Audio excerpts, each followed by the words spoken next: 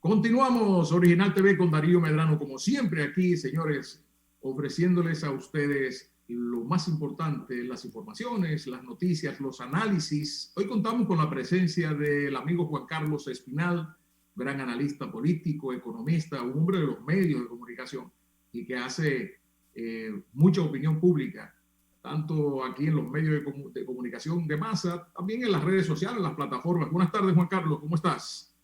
Muy buenas tardes, hermano Darío. Saludo a toda tu audiencia. Es un honor para mí. Bueno, el honor, el placer es mío, de verdad. Que sí, quise invitarte, Juan Carlos, porque se apresta el gobierno, ya ha anunciado una posible reforma o una modificación una reforma fiscal, ¿no? Podríamos decir, momentos en que estamos viviendo una situación crítica en el aspecto económico, ¿no? Tenemos muchos problemas con la economía, precisamente por la pandemia del COVID, un asunto de la naturaleza, que no lo ha provocado ningún gobierno, ¿no? Pero la gente dice, bueno, pero será momento de esa reforma fiscal en que van a exigirle quizás al pueblo o a quien va a pagar los platos rotos. ¿Qué va a pasar? ¿Cuál es la situación? ¿Qué tú crees que podría ocurrir, Juan Carlos? El endeudamiento de 10,000 millones de dólares en el último año de pandemia no se ha reflejado en cuanto a aspectos sociales que tienen que ver con la protección social, los programas de protección social. El factor sanitario condiciona la apertura económica. Y nosotros venimos de una economía en el año 2020 de menos 9%. Nos llama la atención y nos interesa saber el destino final de que en el último año 500,000 mujeres, madres solteras, han perdido su trabajo. 500,000. 500,000 mujeres, sí. Y más de 1 millón de trabajadores han perdido su trabajo. Es decir, un nuevo millón de personas se ha ido a un nivel socioeconómico que no tenía antes, fruto derivado del tema de la pandemia, del tema del confinamiento, del tema de las cancelaciones masivas, tanto en el sector público como en el sector privado. Según las encuestas de Naciones Unidas, el 27% de los hogares dominicanos en pandemia, en el último año, esto no tiene que ver con el gobierno, en el último año, sí. No tienen acceso a medicinas, de acuerdo a Naciones Unidas. Esos son los informes de las Naciones Unidas, los últimos. Sí, correcto. Sí. 1 millón de personas, según esos informes, plantea que tiene algún síntoma de pandemia mental, un problema psicológico, de ansiedad. Sí. Aproximadamente el 40% del presupuesto de medio ambiente se le retiró a las brigadas de recolección y de reforestación de montaña. Eso tiene un impacto directo en la violencia, en el desempleo. Esas situaciones que se están planteando geopolíticamente en América del Sur y en el mundo y en Europa, que cuando el presidente Abinader llegó desde España en su intercambio con el presidente Pedro Sánchez de España, lo primero que dijo fue que debemos prepararnos para movilizaciones sociales y desestabilizaciones. Y la presencia del representante del Comando Sur, Thomas Fuller, de los Estados Unidos en la República Dominicana, advirtiendo del problema geopolítico con Haití, tiene mucho que ver con el dilema entre hacer políticas y construir políticas públicas o hablar de crecimiento económico con desigualdad en un momento ético que tiene que ver mucho con la preservación de la salud de la nación. O sea, es incompatible todo eso. todo lo que se pueda hacer desde el punto de vista de la apertura de la economía para favorecer el tema de diferentes rubros de la economía. Sí. Y, por un lado, no ampliar los protocolos sanitarios con Naciones Unidas, con la OPS, con la OMS, con los países que tienen la capacidad científico-tecnológica como Rusia, China, Nicaragua, para poder nosotros avanzar en el tema de la expansión del virus, hasta que nosotros no logremos entender que la solución no es local a un problema global y que los sistemas de integración, tenemos que aplicar los sistemas de integración, la economía seguirá basada sobre una economía ficticia, porque es una economía de endeudamiento externo. Bueno, ¿y el crecimiento que se ha anunciado entonces, dónde está? Ese crecimiento económico se da sobre la base de una imposibilidad de desarrollo económico, de deuda. Eso se va a aplicar entonces a la clase media, a los trabajadores. El gas va a ser más caro, la comida, los precios seguirán subiendo, el dólar se va a tener que evidentemente deslizar, va a caer el consumo, pero sobre todo la economía popular se va a detener, porque sencillamente no se aplican y nosotros no tenemos instalada en República Dominicana la capacidad científico-tecnológica pues tiene, por ejemplo, Rusia con Sputnik, Sinovac con China, sí.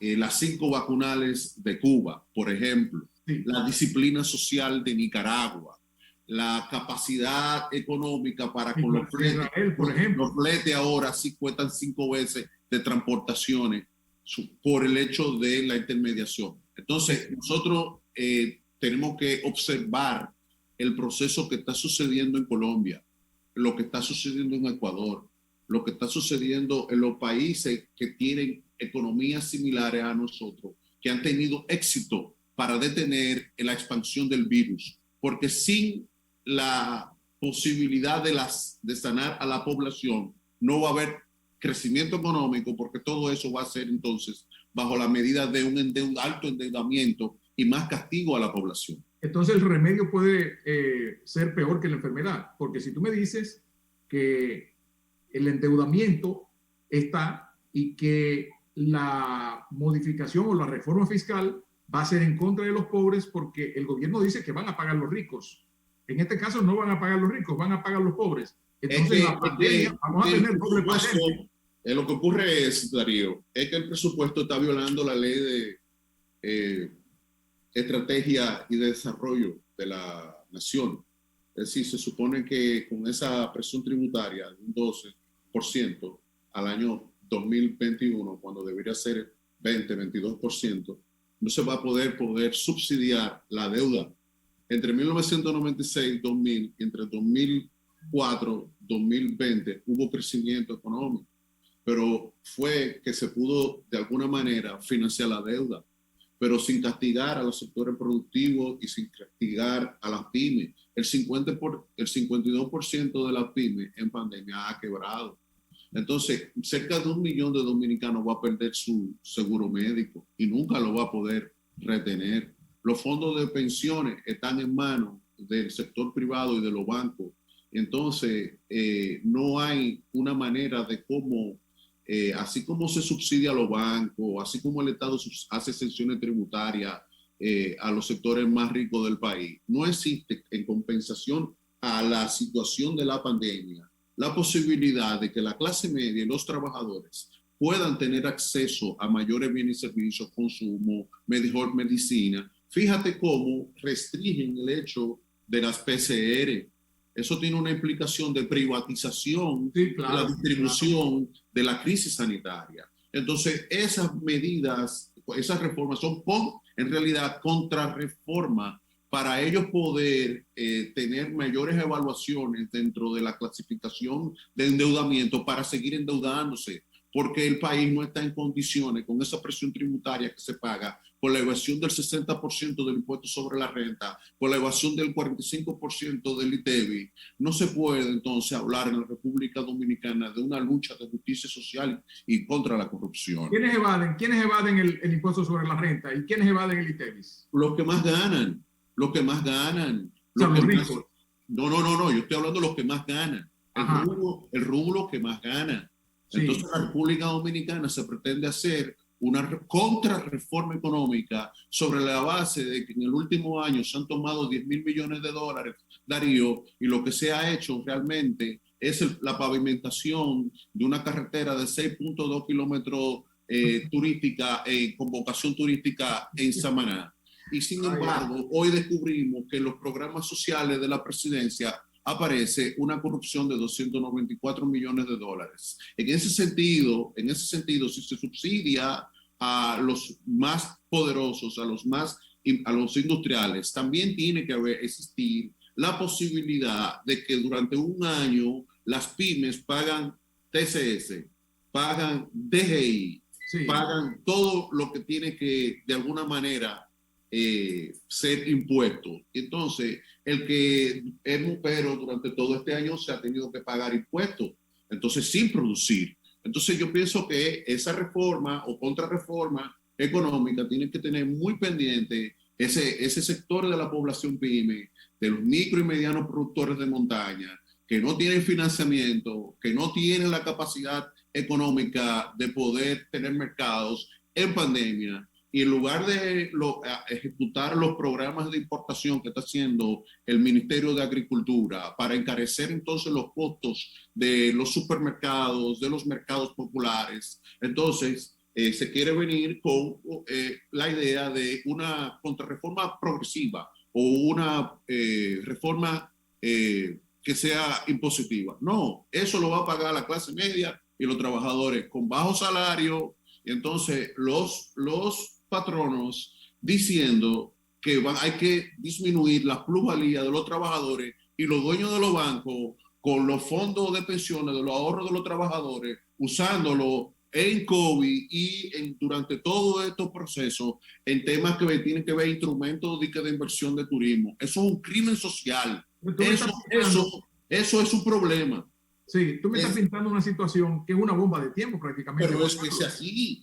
Lo que tú me estás diciendo. No, entonces, eso lo dijo el presidente de la República, que es una bomba de tiempo. Cuando vino de España, de Madrid ahora, luego de conversar con Pedro Sánchez, el presidente español, y llegó al aeropuerto y lo primero que dice es que le preocupa que el 70% de la deuda del PIB está alcanzando el PIB.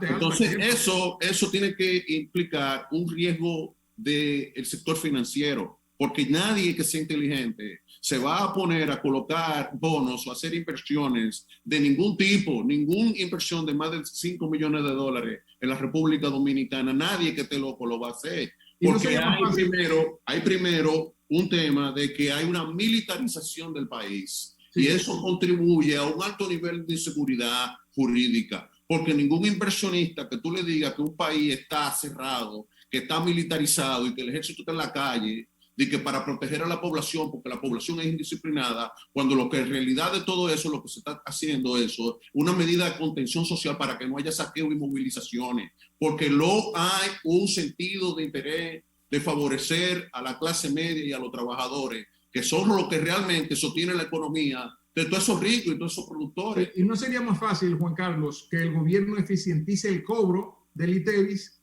y del impuesto sobre la renta, porque hay una evasión bastante amplia, que hacer una reforma? ¿Qué le sale más fácil al gobierno? Para no ser demagogo, ni populista, ni centrarme ni parecerme a ninguno de esos analistas, porque ese no es el propósito. Nosotros no tenemos esperanza, mirándolo desde el punto de vista de clase, mirándolo desde el punto de vista político, mirándolo desde el punto de vista social. Nosotros no tenemos ninguna esperanza de que esa clase que dirige ese familismo económico que está en el CONEP, en Fijo, y toda esa sociedad civil privada pueda garantizarle la estabilidad a gente que en primer lugar son consumidores. Y entonces ellos lo ven desde ese ángulo. Ellos no lo pueden ver desde el punto de vista que aquí en República Dominicana venimos de una economía de menos 9% durante 2020. y que nosotros es que hemos estado sosteniendo esta economía, no son ellos.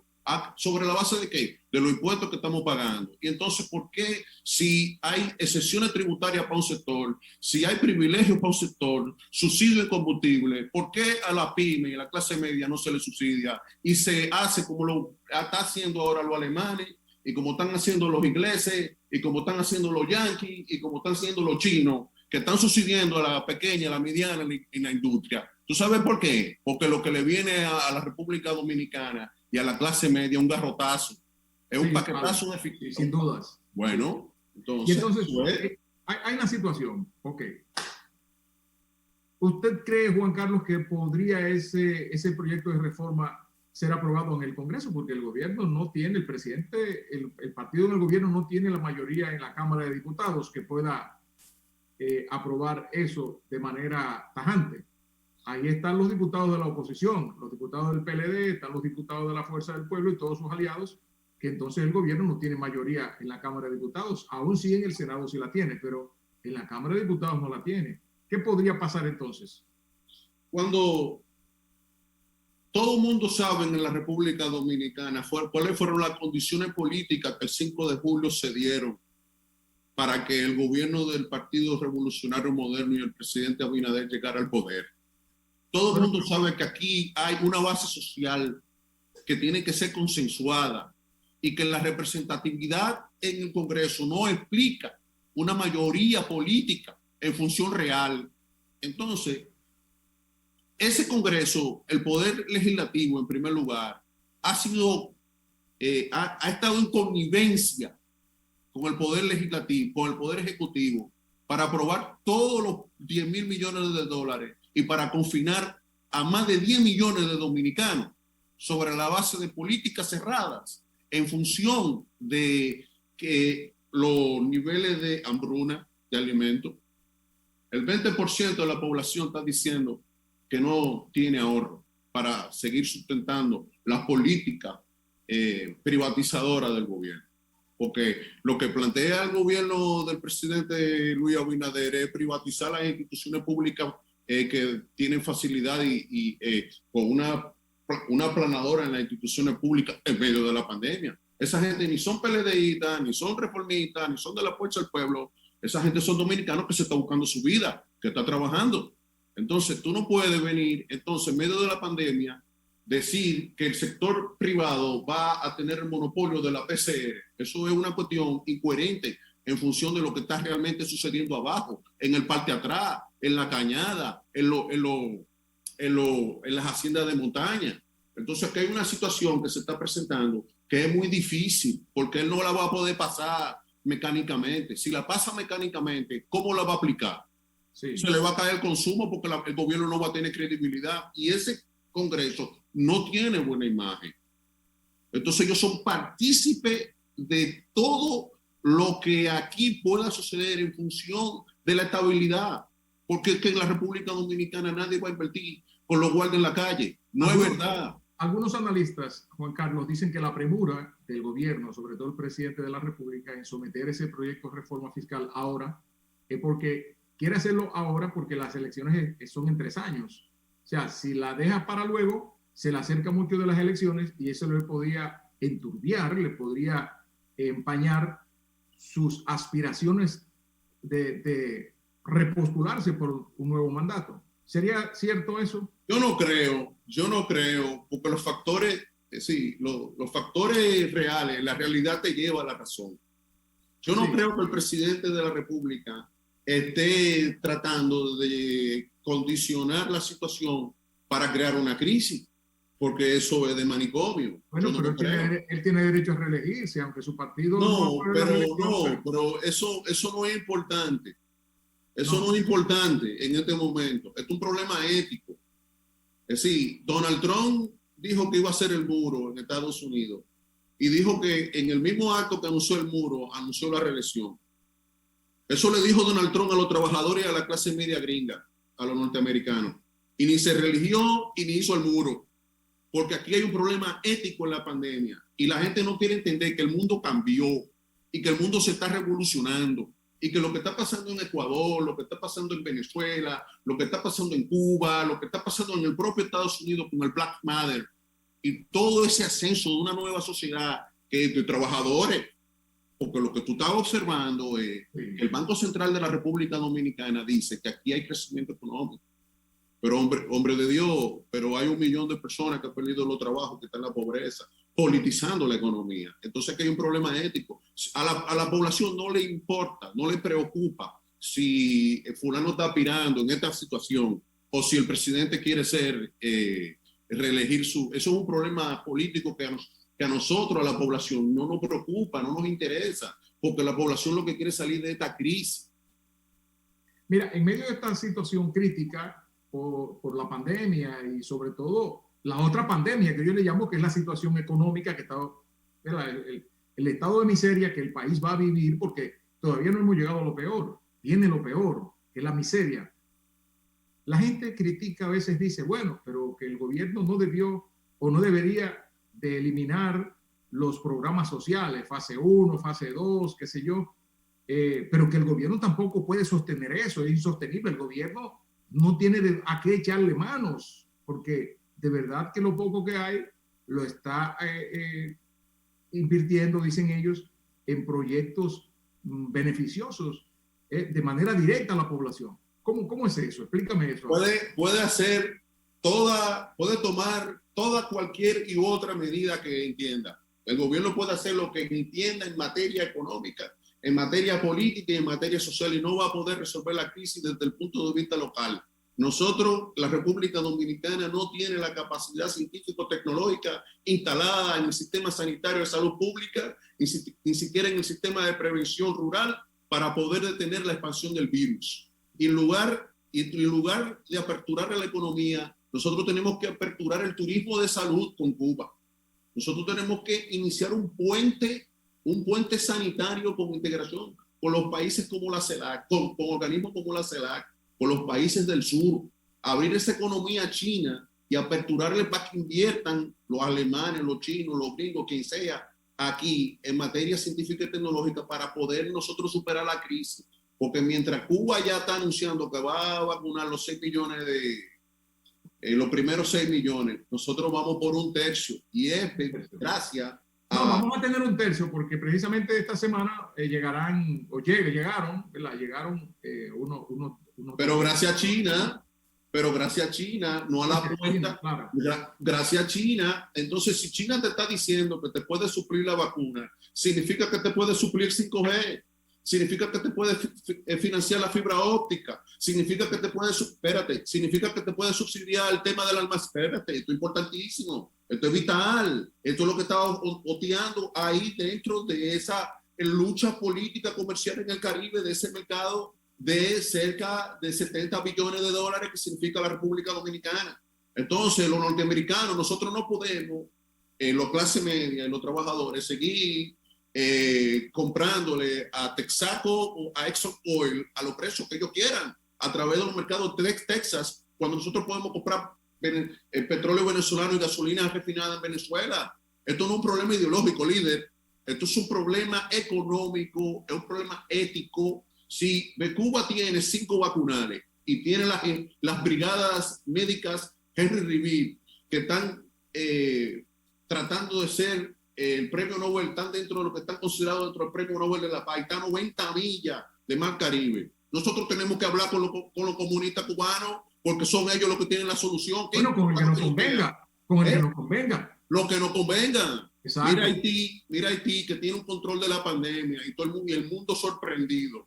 Entonces quieren decir que porque son pobres no se ven en las estadísticas. No, lo que pasa es que ahí tiene Cuba 20 años y los sistemas de inversión chinos y los sistemas de inversión europeos trabajando el sistema de prevención sanitaria. Por eso es que nosotros tenemos problemas en la frontera, porque ellos no quieren hacer negocio con nosotros por la alta contaminación del COVID que tenemos nosotros. Claro, y nosotros, espérate, oye esto, finalmente, porque nosotros somos el epicentro de la pandemia en el Caribe.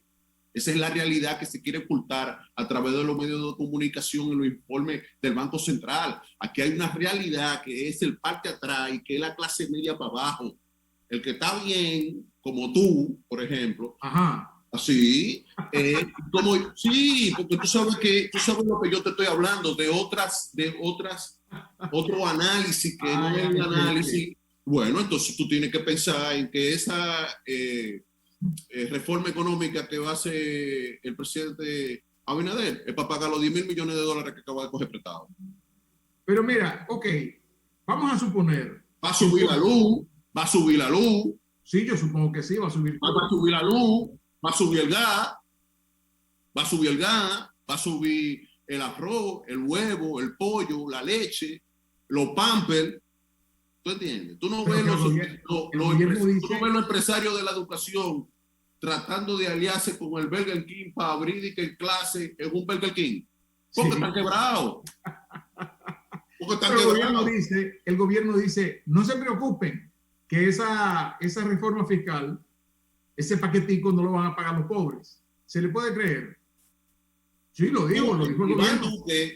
Iván Duque, en Colombia, la Colombia petrolera, sí. la Colombia del diamante, la sí. Colombia del crecimiento económico, Chile, la Suiza del Caribe, el éxito, el espejo del campeonato mundial de economía.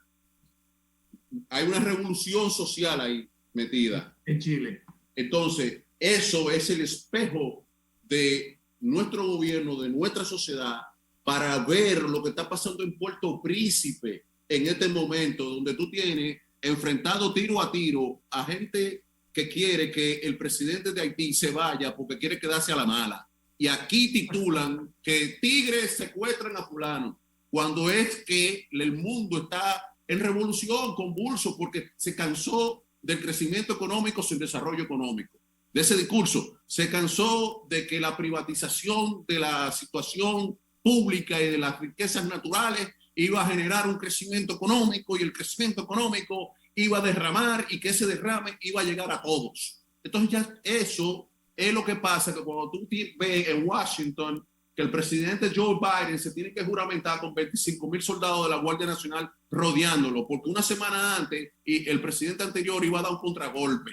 Entonces, cuando tú ves que Bukele da un golpe de Estado en Salvador, cuando tú ves que aquí el Poder Ejecutivo interviene militarmente y ordena al Poder Judicial intervenir, a la Cámara de Cuentas, que es el organismo que fideliza, entonces tú estás lo que estás teniendo un sistema de ingobernabilidad y ahí nadie va a invertir. Nadie inteligente va a invertir en una cosa, en ese circo, porque eso es lo que está pasando. Y eso está provocando que 20 de 27 partidos el pasado 5 de julio obtuviera menos de un 1% en las elecciones. Y lo que está pasando es que hay nuevos actores sociales, hay nuevos actores políticos, hay nuevos actores religiosos, hay nuevos actores dentro de la sociedad que están negando toda esa narrativa de la cual tú las preguntas me haces. Algunos analistas dicen, Juan Carlos, que el gobierno está en una situación de apretar y soltar. Apretar y soltar. ¿A qué me refiero? Bueno, al asunto de que, por un lado, aprieta a los corruptos del gobierno pasado, los manda a encerrar, los investiga en la Procuraduría y los envía a una cárcel. Pero por otro lado, entonces, está trabajando la reforma fiscal. O sea, contento por un lado el pueblo porque está encerrando a los corruptos, pero por detrás entonces apretándolo. ¿Qué tú dices de eso? Eso es un problema mediático. Es un problema de intereses corporativos. Es un tema de venganza política. A nosotros los dominicanos lo que nos debe preocupar es el precio del arroz, del huevo, de la inseguridad social, de la pandemia, de la sobrevaluación de 650 millones de pesos en jeringuilla en salud pública, de la incapacidad de obra pública para cubrir un hoyo desde el 9 hasta el kilómetro 68 de la carretera Duarte en Bonao, del desorden y la falta de disciplina en las Fuerzas Armadas, de la imposibilidad de poder hacer lo que estaba mal, corregirlo. Utiliza entonces el Poder Judicial, el sector de la Procuraduría político, de un sector que durante los últimos 3 años montó una campaña política contra los partidos políticos, planteando de que la corrupción solamente era pública. Sin embargo, ahora nos damos cuenta que publican los analistas que con esa presión tributaria que tienen la República Dominicana, con el 60% de evasión del impuesto sobre la renta y con 45% de evasión del impuesto del ITEVI, entonces uno se pone a pensar dentro de uno, digo, pero todo esto en realidad es un teatro, ¿no? Es una comedia. Juan Carlos, entonces yo creo que todo problema se le busca o tiene solución. Una hipótesis, vamos a plantear una hipótesis, una solución del problema ya en el minuto que nos queda, ya para finalizar. Sacar los guardias de la calle, sacar los guardias de la calle, sacar los guardias de la calle, entregarle, pactar con los trabajadores su entrega de su dinero, de alguna forma, como tú quieres. ¿Ah? Del 30%. No, de lo que tú quieras, como tú quieras, y usa el mecanismo y el instrumento que tú quieras, como tú quieras. Ese dinero es mío, ese dinero no es tuyo. Como tú quieras, entrégame mi dinero. Porque ¿qué es lo que ocurre? Ellos le están entregando tributaciones, excepciones de tributarias a los millonarios. Entonces, los que estamos en el medio y los que estamos abajo, tenemos también el derecho de que el Estado no nos castigue a nosotros, que se ponga a mirar entonces a subirle la presión tributaria a ellos y a cobrar mejor. Bueno, pero es un asunto que está mal dirigido, yo entendería entonces, ¿no? Bueno, yo no sé si está mal dirigido, eso es un problema del gobierno y es un problema del Congreso. Ellos no tienen buena imagen y al no tener buena imagen, la visión, el concepto que uno tiene sobre eso es que esa clase política tiene dificultades y que esa clase empresarial tiene problemas. Entonces esos dos grupos no nos representan y al no representarnos, nosotros tenemos que negarlo totalmente, porque lo que tú me estás diciendo es que poco a poco yo te voy a ir a dar un palo para que tú pagues más impuestos. Entonces hasta ahí yo no voy a ser político. Ahí ya me pongo el traje de ciudadano y yo te voy a decir, no nos representan. Entonces, si ellos la van a pasar, si ellas no la van a pasar, si él se va a reelegir, si aquel quiere ser presidente, si aquel quiere... Eso no es importante para los dominicanos, para el país de verdad, pero para el país mediático, para los medios, para la sociedad civil, para el show, para la cámara, eso puede ser, pero es una minoría de un 1%. El país no está ni en reforma. El país quiere estabilidad y que no haya más escándalo. Obviamente. Ya, más nada. Bueno, que nos dejen tranquilo. Nosotros aquí en Original TV con Darío Medrano agradecemos bastante, muchísimo esta disertación tuya, estos análisis, porque lo entendemos. Por eso quisimos invitarte, porque sabemos que eres un gran analista y ves las cosas del futuro con mucha claridad. Así que muchísimas gracias, de verdad, infinitamente. Te agradecemos y ya próximamente te tendremos otro hueco ahí para invitarte nuevamente, porque vendrán muchas cosas que analizar. Así es un lujo, es un lujo. Y a ustedes, amigos televidentes, gracias. Muchísimas gracias por mantener o por sintonizarnos hoy. El próximo domingo volveremos nuevamente con ustedes. Feliz resto de la tarde.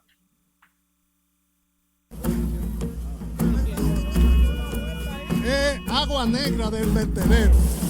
Seguimos dando cobertura a estos tiempos.